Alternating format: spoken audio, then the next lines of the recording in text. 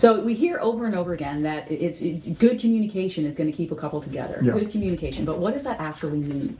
And for me, we talked about, okay, listening is the understanding that now is what Brian has shared with me earlier, is that men are built for this. Right? Well, one of the things I like to say is that, if you buy a dog and you bring a dog home, you can't criticize the dog for wagging its tail, because that's what dogs do, right? Men, we like to fix things. We're solution focused, and it's actually how we show our love. It's a way we can show that we're here for you, we're here to support you, we want to fix this problem that you're having.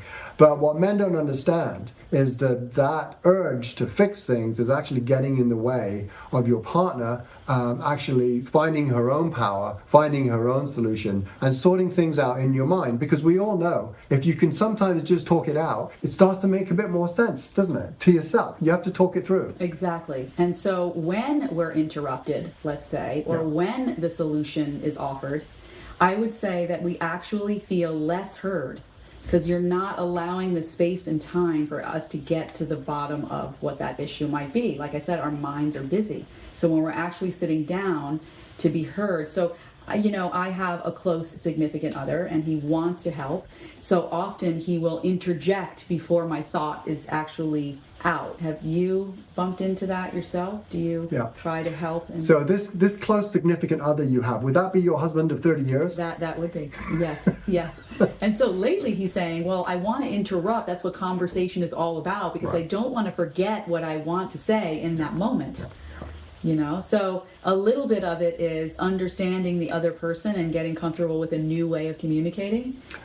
Yeah, and I suppose we both have stuff to learn in that regard. We both have to learn, new habits around communicating. Right. But one of the things I think that men don't realize when they do jump to solutions is that if you immediately start jumping to a solution, that is a clear signal to the woman you're talking to that you're not listening. It feels like that. You might be.